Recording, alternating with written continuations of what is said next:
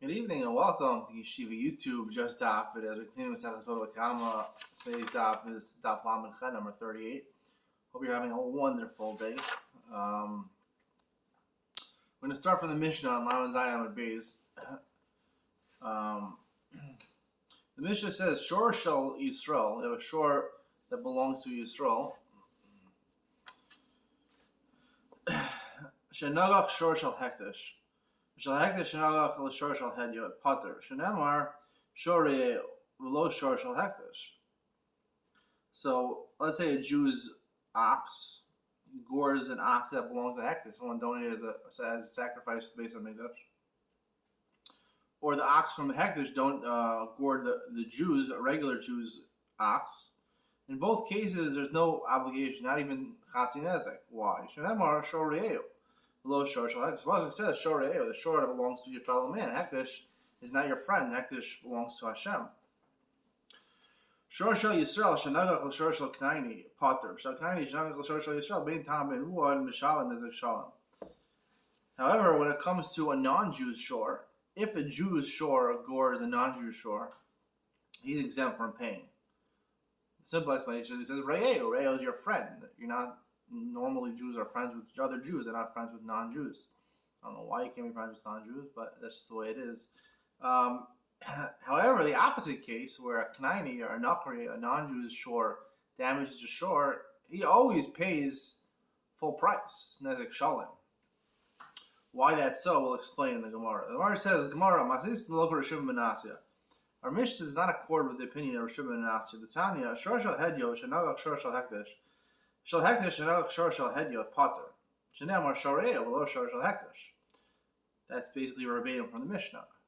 Rishon ben Asya omer shor shel hekdesh shenagach shor shel hedyo pater. Shel hedyo shenagach shor shel hekdesh bein tam ben muad mishalim nezek shalom. He has different learn. He learns differently. Rishon ben Asya. We'll see why in a second. That the shor shel hekdesh is an important shor. It's supposed to be a korban for Hashem. So if the animal gores that, you always pay nezek shalom, which obviously argues on the main opinion of the Mishnah. Amri, so they asked, "My kasav Rishon ben Asya, what does Rishon hold? He re'eu daf. It says re'eu, shor re'eu, right? Your friend. If it's dafka, right? Hekdesh is not your friend. Hekdesh just belongs to Hashem. Afilu shel hedyo shenagach shel hekdesh lipater. So if it's taken to mean literally re'eu, your friend, so even if you gored a shor of hekdesh, lipater. Re'eu lav dafka. If re'eu is not specific, we don't really examine that word to the nth detail. Afilu de hekdesh nami ki nagach de hedyo lichayev. So a shor shel hekdesh, when it gores a regular person's shor, should also chayev. Maybe really Rishon ben Asya called re'eu is dafka, is specific. It means literally your friend. Umihu, however, the hedyot ki nagach the hekdesh hainu time the mechayev. What's the reason when a commoner his shor gores a shor of hekdesh he's chayev? We'd have a kal v'chomer that he's chayev. The hedyot ma hedyot shenagach shor shel hedyot chayev. If two regular common people in Klal Yisrael, one gores the shor of another one, Kinagach the hekdesh l'koshkin. Certainly, hekdesh is a more important than regular person. It belongs to Hashem. Hashem is more important than the regular person. L'koshkin m'chayev. However, you would reject that. You say dayal lavo min adin liot kinidon alahala tam chatzin ezek hachanami chatzin ezek. The most you can say through a kal v'chomer is to bring what was true. Rishon ben Asya is saying more. He's saying you pay nezek shalom even for a tam. We never found that for a tam pay nezek shalom. The most you can say is for a tam pays chatzin ezek and a muad pays nezek shalom. Ella Amar Shlakish says hakol you b'chal nezek shalom. Really, technically, any ox that gores, he should be paying nezek shalom, even if you're a tam. Why did the Torah include a re'eu when it's talking about a short tam specifically? Re'eu the tam mishalim chatzin nezek. B'chal the hekdesh bein tam and muad mishalim nezek shalom. Right? It included over there to say that when it comes to a short tam, which has not gored 3 times, there's a diuk, there's something specific to make re'eu, yes, but that's where there's a distinction between Chatzi Nezek, Nezek Shalim. However, when it comes to Hektish, you always pay Nezek Shalim immediately. Top of Lam Chem and Aleph.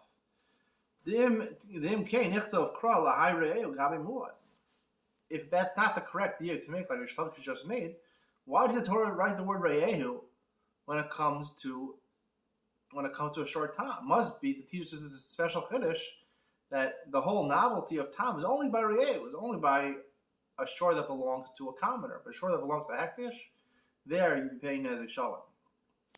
Shor Shal Yisrael Shanagach Shor Shal Knaini Potter. The Mishnah continues and says that you're Potter. Right, we're going to try to figure that out also, right? If a Jew's shore gores a non-Jew's shore, he's exempt. The opposite way, he pays Nezek Shalom. The non-Jew pays Nezek Shalom. So whereas Amri Mimonav Shach, they ask the question either way. The same question.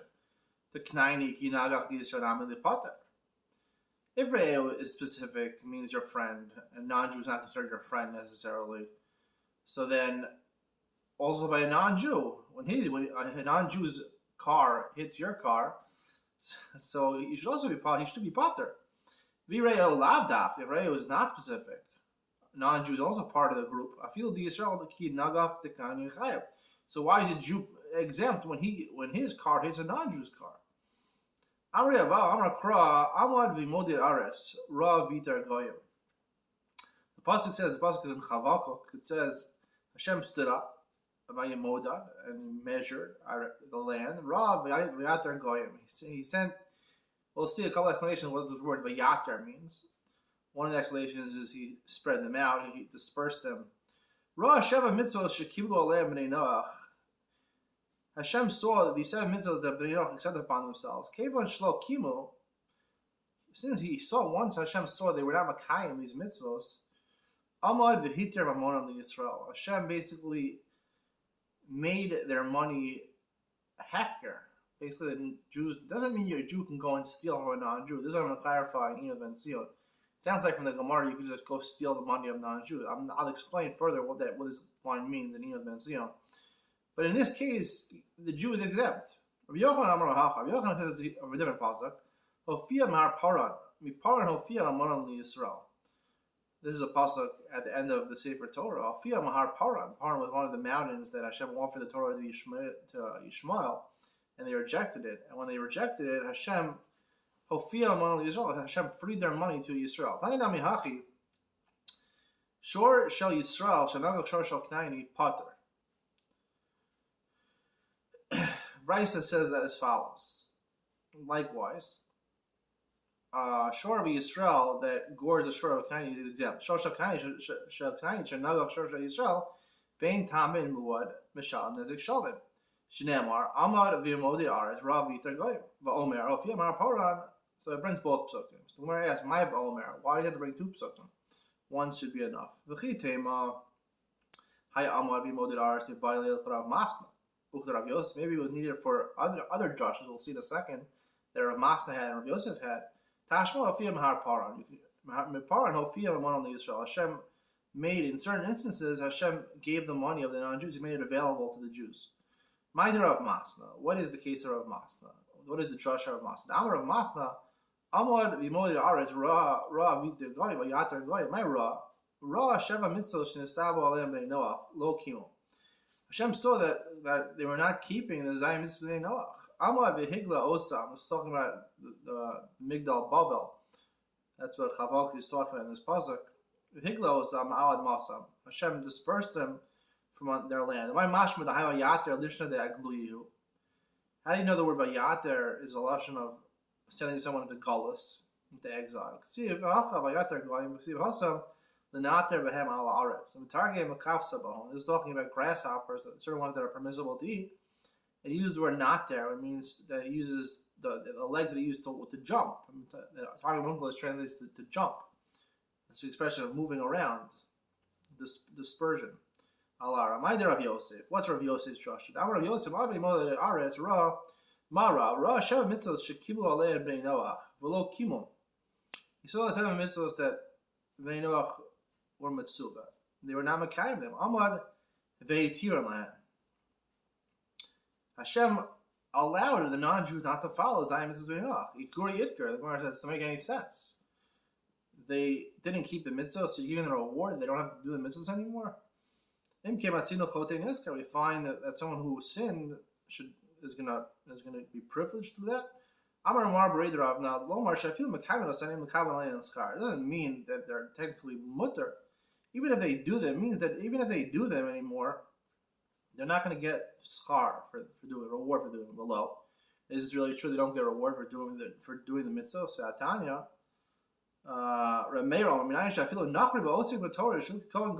if he's a non-Jew and he engages in the Torah, he keeps part of the Torah. He's like a Kohen Gadol. Pasuk says things that the man does and he lives through them. Doesn't mention anything about Kohanim living in Yisraelim. Adam includes non-Jews also. Alamata shafilu nachri v'osi b'torah harayu Kohen Gadol. He's judged treated like a Kohen Gadol. Amri. So the answer: Ema kabel and schar k'metzuva v'osa ala k'misha ena metzuva v'osa. What it means is that when they stopped doing the Zayim Mitzvahs B'nei Noach, so Hashem freed them from the obligation as a chiyuv, an obligation. They can still do them if they have a reshus, so they want to do it, they can do it. However, they only get schar, they only get a reward if they do it, like someone who's not matzuba, like certain mitzvahs that women or ketanim are not mechuyev in. So they get schar for doing them. They just get less schar than someone who's obligated in doing a mitzvah, because it's harder to do a mitzvah when you're obligated to do it. Tana the Kfar Shilcha Malchus Ro Mishnei Sardio Tot Isal Chachma Yisrael Lamdunu Torascham. There was an instance in ancient history that the Roman government sent two officers to the sages. They asked them they want to learn the Torah. Teach us the Torah. Karu Vishana Vishilsha. They learned it once, twice, a third time. B'Shas B'Tirasam. When the officers were getting ready to leave, Amar Lahem Tikdaknu B'Kol Torascham. The MS, we look through your entire Torah vociferously, and we agree it's all true except for one thing. Like this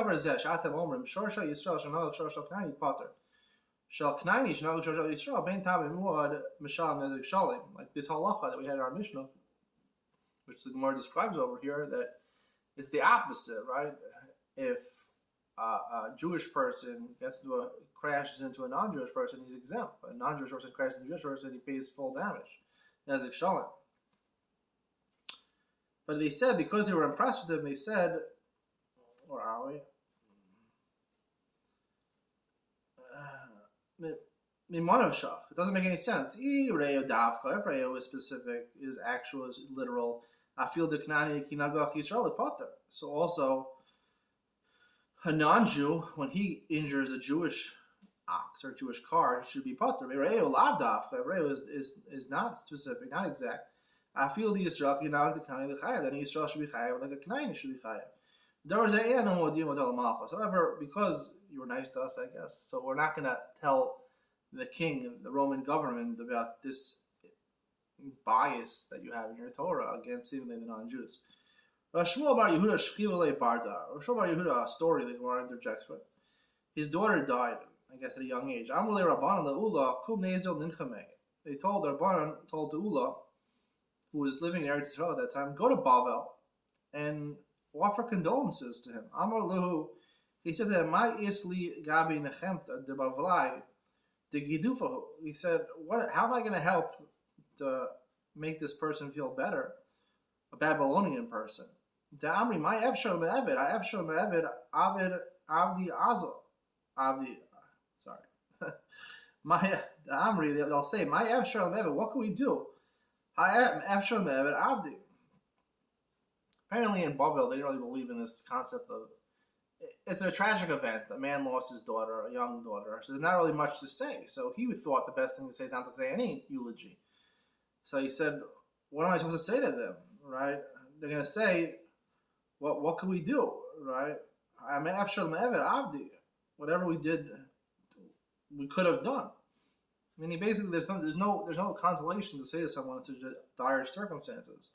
At the end, they wanted Ula to come with them. A lot of rabbis together. Ula decided to go by himself.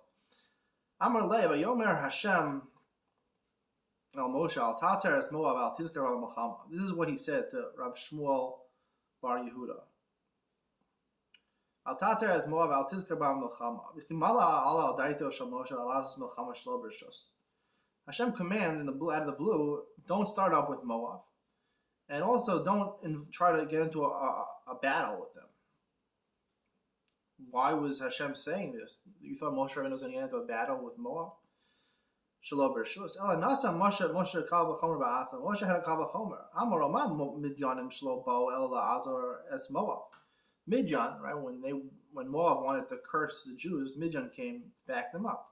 They only came to back them up, to help them out. Amar Torah Tzorah Midyanim Yekitim Osam. Hashem says about Midyan that you're allowed to go antagonize them, and you could even fight them in battle. Moabim Atzman lo kol shekin, and certainly Moabim also. You could also start battles against them. Amar lo Kadosh Baruch Hu, the top of the Lamechem Nebeid. Amar lo Kadosh Baruch Hu, lo ksha alta al daitcha alta al daiti. What you're thinking is not the way I'm thinking. Shtei preidos tovos yeshli lahotzi mehen. Ruda Moavia v'nama hamonis. There's two righteous women supposed to come from Moab and Ammon. Ammon was a different nation, right? Ruth, everybody knows, was the great grandmother of David, and Naama was the wife of Shlomo. They had a son Rechavam who took over the Malchus. These two doves, two precious doves, Hashem had compassion on these two nations. I didn't destroy them. These were bad nations. They tried to curse. Moab and Midian both tried to destroy Klal Yisrael. Nonetheless, because they had righteous people in them, Hashem kept them alive. So he's basically saying to him, if your daughter was really righteous and there was something good that could have come out from her, she would have been kept alive. But no, she wasn't. There was no good that was destined to come out from her daughter. I mean, that's pretty harsh tanchumim to say. There was obviously a conflict going on between people who lived in Bavel and people who lived in Eretz Yisrael.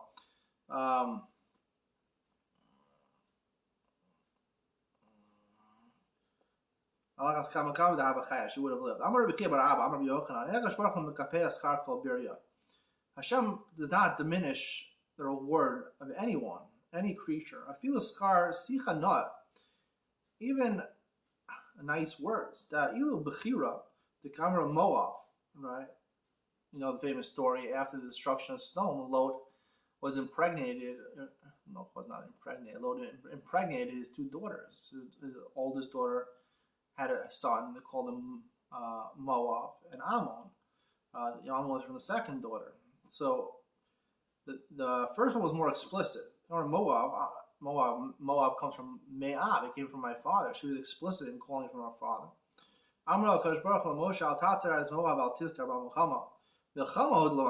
You can't fight them in war. However, you can take taxes from them. However, the Kamra Ben Ami, the younger one, and she said she called him Ben Ami. She didn't say explicitly for my father.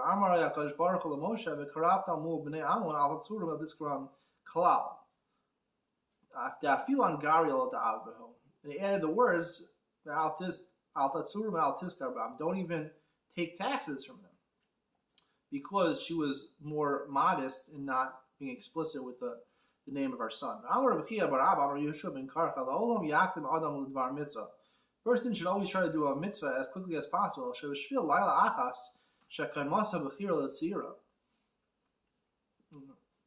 Even though the first one was more explicit, however, she got impregnated on the first night. So because of that, her child got integrated into Klal Yisrael 4 generations earlier. Ovad, right? Ruth had Ovad, Yishai, David, Shlomo. Ve'ilu Tzira ad Rechavam. Tzira did not have a Jewish person because Naama Amonis, I think she did convert, but her progeny was the first Jewish child, and that was Rechavam. Chsiv, Hashem Imo Naama. Rechavam's mother was Naama Hamonis. Okay, 20 minutes. I think it's a good time to stop over here. Just getting back into the swing of things.